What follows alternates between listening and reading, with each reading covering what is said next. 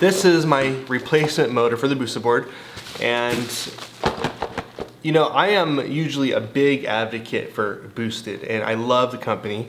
I vouch for them all the time, and it's just, why would you send it without any padding?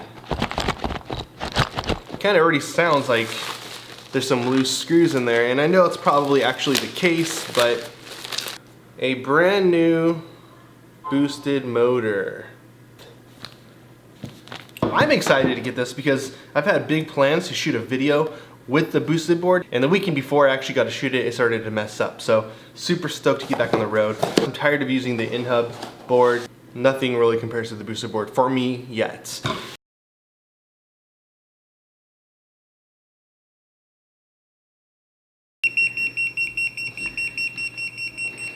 All right, nobody panic.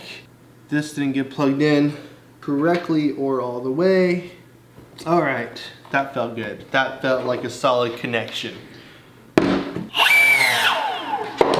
That sounds like a solid motor.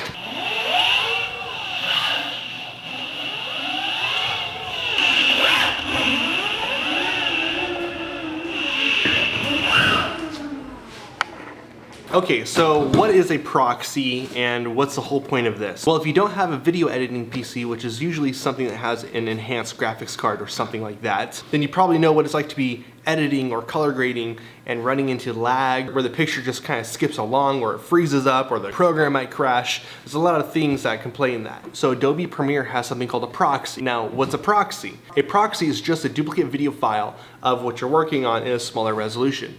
So rather than editing on my custom built PC, I'm just gonna take out my Surface Book here, which is just a baseline model, no enhanced graphics card in this, it's just 8 gigs of RAM, and that's all I really need if I'm gonna be working in proxies. All right, so we got Premiere up. We have a clip I shot back at Cayucas. I love this clip. This might actually be one of my favorite stock videos I've ever shot. This is a 4K file shot with Mavic, and let's go full screen and just do a preview play. You can see this sweeping shot where the drone just kind of goes right over this pier. And I love it because it just looks awesome. But you can see how there is some lagging here. There is some choking up on the PC. I can hear my fan spinning on the Surface Book here. And I mean, this could be considered acceptable for some people. But what I want to do is, let's stop this, return to the workspace, and let's add some basic color correction. And this is where a lot of us will see the computer choke up, because now we're talking about layers. We're adding some layers to this. So give it some contrast, just a little bit, not too much contrast. Let's bring the highlights down so the background's not so blown out. Now let's start this over. And let's go back to the full screen here, hit play. And here we are experiencing this choke up, this mess. This really is not even workable. This is an entire frustration of its own. So you can see what's going on here. I mean, even when I fast forward, it's still having this laggy choke up. If I were to add some speed ramping or some more color profiles to this, the more I add to this composition, the more choked up this is gonna become. First thing I'm gonna do to create a proxy is I'm gonna head over to our project files here. Then I'm gonna switch to list view. So these are the same files, just in list view. This is a little bigger so we have a little more room to look at. Now, by default, proxies are not listed here. So, and I'm talking about this top navigation bar. So what we wanna do is right click, meta display, up top search proxy, and select proxy. And you can select all three of these if you'd like, hit OK. Now, when we scroll over, there's some new options here that are available, being the proxies that we just added. So what we want to do is select either our clip or our clips or the bin full of clips. In this case, it's just one clip, so I'm gonna right click here, go to proxy, and create a proxy.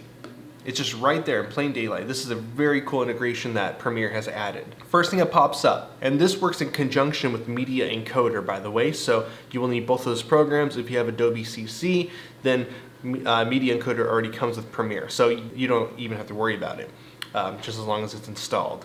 And you can choose to either have the proxy next to the original media in a proxy folder or in a designated area. I like to put them right next to my project files. That way, when I'm done and I know the project is at a close and I don't have plans to reopen it, you can just delete that proxy folder and remove those lower resolution versions that you no longer need. So I have my preset and I'm going to click OK.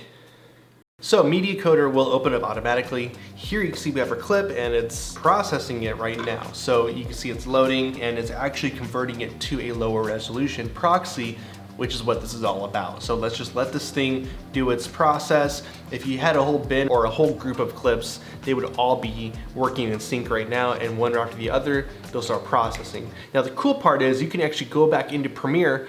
I wouldn't really recommend it if your computer's already a little slow, because this could add more processing.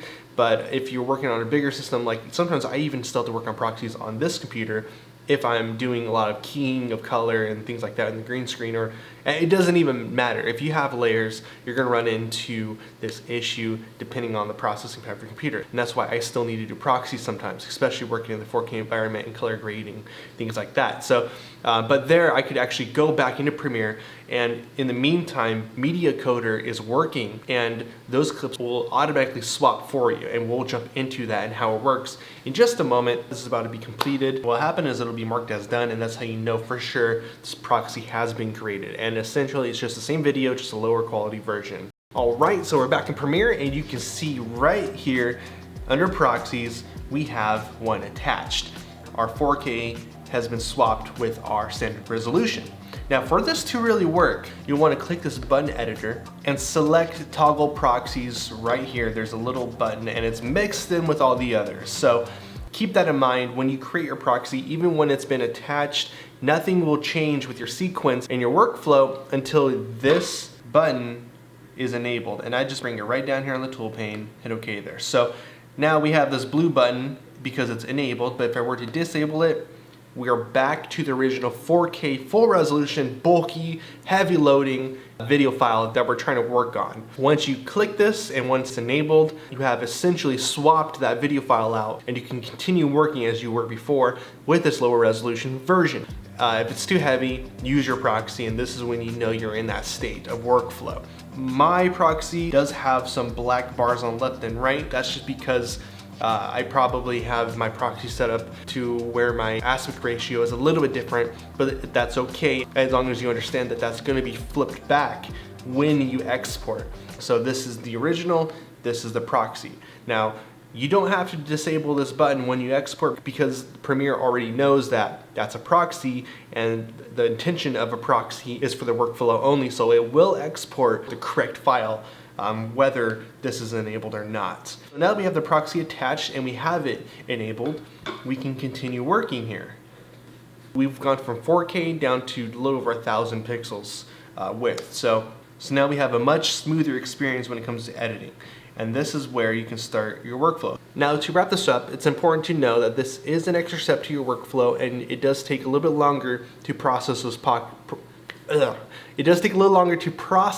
proxies. This is the difference of being able to work or choke up your computer and have it crash, or risk that at least. So play it safe, do your proxies. You can work on most systems as long as you have the right processing power to essentially get going. It's a real game changer for the people who never used proxies before or before this was introduced.